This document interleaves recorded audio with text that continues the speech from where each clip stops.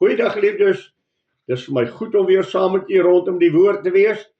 En ons is besig met die boek Titus. Ons is vandag daar by die 4de vers, maar ek wil graag vir u lees vanaf die 1ste vers, dan luister ons net weer na Paulus se inleiding en sy vertel van sy bemagtiging deur God om die evangelie te verkondig. Hy stel dit so: Paulus, 'n diensknegt van God en apostel van Jesus Christus, volgens die geloof wat van die uitverkorenes van God en die kennis van die waarheid wat na die godsaligheid is, in die hoop van die ewige lewe wat God, wat nie kan lieg nie, van ewigheid af beloof het, en op die regte tyd sy woord bekend gemaak het deur die prediking wat aan my toevertrou is, ooreenkomstig die gebod van God ons verlosser, aan Titus, my ware kind volgens die gemeenskaplike geloof.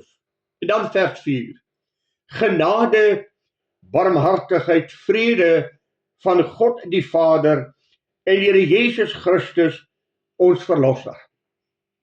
Paulus vertel van God wat vir hom geroep het, wat vir hom die prediking verantwoordelikheid gegee het om te gaan preek en die woord van God te verkondig, en alles wat gebeur het op die tyd gebeur soos God het bepaal het.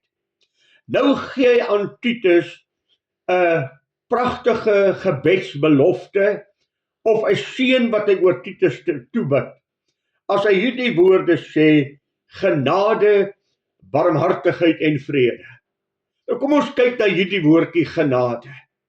Wat is genade? Genade is om te verkry wat jy nie verdien nie. Dis onverdiende guns. En dis wat Paulus vir die gemeente toebid: mag julle die genade van God ken, mag julle genadiglik deur God gedra word, deur God voorsien word en deur God geëer word. Genadiglik. Geen mens verdien dit nie. Die woord spel vir my iets geweldig, dat ons as mens moet besef wie is ons en wat is ons. Geliefdes, wat is die mens in die beste van terme? Die Bybel praat oor die volk van Israel, nie oor 'n individu nie, oor 'n volk. Dan sê hy, dis 'n druppeltjie water aan die rand van 'n emmer. Dis 'n stukkie stoffie wat op 'n weegskaal is. Dis so dou op die gras wat maar voor die geringste hitte van die son verdwyn. Die mens is 'n niks. En alles wat ons ooit in die lewe mag hê, is net genade van God. Die mens is 'n klein, nietige wese. Ag, kom ons sê dit vir mekaar. 'n Enkele beroerte aanval, 'n hartaanval en jy is net nie meer nie. Jy is ou stoffie. En daarom moet die mens daaroor waak, dat hy nooit aanstellerig sal raak, nooit sal dink dat hy belangrik is nie, en tog nooit sal dink en eer aan homself sal gee vir wat hy bereik het nie. Ons is diep afhanklike mense. Ons is tot niks in staat as God dit nie vir ons gee nie. Alles wat ek het en wat ek ooit kan hoop om te hê, is net 'n genadegawe uit die hand van God. En geliefdes, hierdie genade van God is elke oggend nuut. Elke oggend skenk God aan my genade, as ons dit net sal raak sien. Die feit dat jy kan opstaan, die feit dat jy kan eet, die feit dat jy die lewe kan geniet, die feit dat jy enigsins iets het, is net genade. Hoekom het jy wat jy het?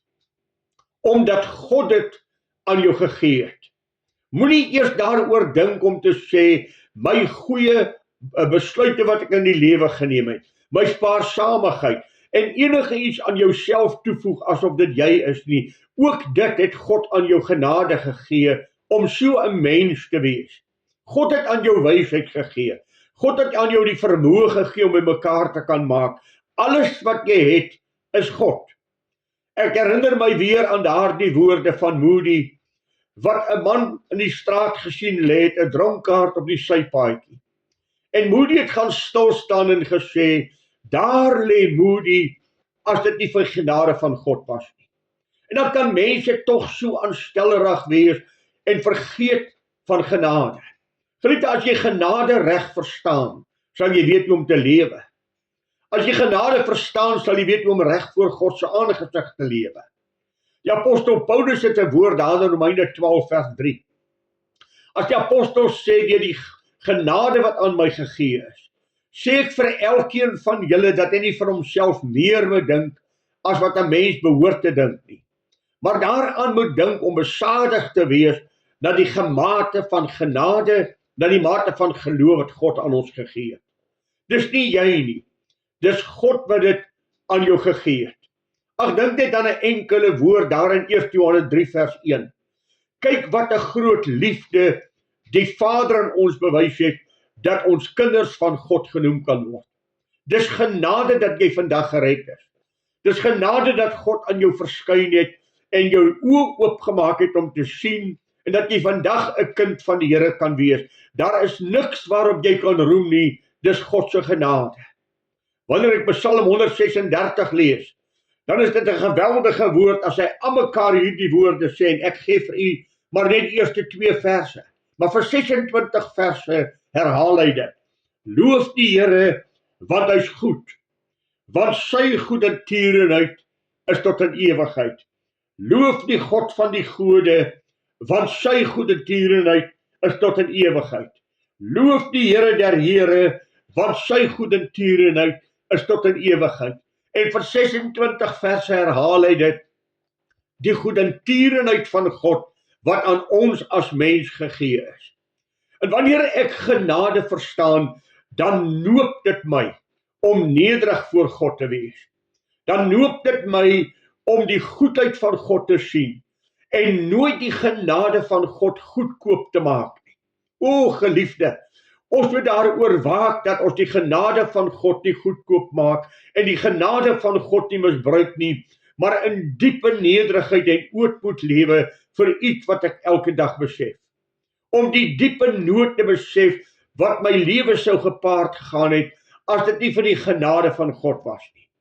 In diepe genade en in afhanklikheid elke dag voor God te lewe. Kan nie verstaan dat die apostel Paulus dan sê, ek vermaan julle by die goedertierenheid van God, dat julle julle liggame stel as 'n lewende, heilige en aan God welgevallige offer. As in 1 Korintiërs 4 vers 7 sê, wat het jy wat jy nie ontvang het nie? En as jy dit ontvang het, waarom roem jy asof jy dit nie ontvang het nie? As daar een ding is wat teen God se wese indruis en wat Jakobus vir ons sê wat God haat, God sal dit teëstaan, is dit hoogmoed. As daar enige hoogmoed in jou hart is dat jy dink jy's beter as ander mense, dan sondig jy teen die genade van God. Dan misken jy die genade van God. Daarom geliefde, ongeag wie jy is, moet jy met enige mens kan meng en met enige mens kan assosieer. Daar is niemand benede jou nie. Daar is niemand minder as jy nie. Tog partykeer kan ons so in hoogmoed optree dat ons onsself nie verwerdig om met iemand anders te meng nie, want hy is benede my. Ag, daardie armste persoon in die gemeente, kan ek met hom gaan sit en gesels, kan ek hom bedien, of is dit benede my om met hom te praat? Daardie persoon wat by die robot staan, wat in groot erns daar staan, wat werklik lewensgeldjies nodig het om te kan lewe. Kyk ek op hom neer, asof ek beter as hy is? Dis net genade van God, dat dit my nie getref het nie. Onthou jy vir Job, hy het alles verloor wat hy gehad het. Hy was die rykste man op aarde, en hy gaan deur hierdie proses wat hy gestroop word van alles wat hy het. Geliefdes, dit kan met jou gebeur, dit kan met my gebeur. Jy is nie verhewe bo God nie, jy is nie verhewe bo die guns van God nie, daarom om genade te ken en in diepe genade voor God te lewe. Ag, dit is sonde om hoogmoedig te wees. Dit is sonde om aanstellerig te wees. Ek vra weer, hoekom het jy wat jy het? Omdat God dit vir jou gegee het. Jy weet geliefde, 'n hoogmoedige mens gee maklik of baie moeilik 'n kompliment. Hy kan iemand anders 'n kompliment gee nie, want dit is vir hom 'n vernedering om iemand anders 'n kompliment te gee. Hy leef net vir homself. Hy sien net raak wat hy alles bereik het. As ek nederigheid ken, sal ek weet om te aanbid. As ek genade verstaan, sal ek in ootmoed voor God lewe en elke dag net buig voor hom om te sê, Here, dankie vir wat ek het. Miskien moet jy net op hierdie oomblik bietjie stil word. Miskien moet jy jou eie lewe net ondersoek en sê, Here, laat ek net weer bietjie introspeksie hou. Laat ek net weer bietjie opname van my lewe hou en net God te kan aanbid. As jy dink, wat het jy? As jy dink aan die goedheid wat God aan jou verleen het, word net 'n oomblik stil. Paulus sê genade vir julle. Dat God sy seën oor julle sal uitstort. Dat God sy heerlikheid aan julle sal gee. Maar o geliefde, ek wil vir u uitdaag en vir u sê, kom ons let net 'n oomblik daarop. Kom ons dink net daaroor. Wat het ek uit die hand van God ontvang? En kom ons aanbid hom daarvoor. Ek bid vir jou die genade van God toe. Ek bid dat God sy genade oor jou sal uitstort. Dat die Here vir jou sal sorg, dat die Here vir jou sal gee, dat die Here jou sal dra deur elke beproewing en krisis wat oor jou pad kom, dat die Here jou sal bewaar van die bose, soos die Onse Vader gesê het. Lei ons nie op die plek van versoeking nie. Bewaar ons van die bose, verlos ons van die mag van die bose. Dis genade dat God elke dag vir jou dra. Besef dit, buig dit nie voor hom en loof God vir genade wat jy deelagtig geword het. Ek daag jou uit, staan 'n oomblik stil en kyk net 'n bietjie na jou lewe en maak net 'n bietjie 'n sommetjie van jou lewe om te sê, wat het ek wat ander mense nie het nie.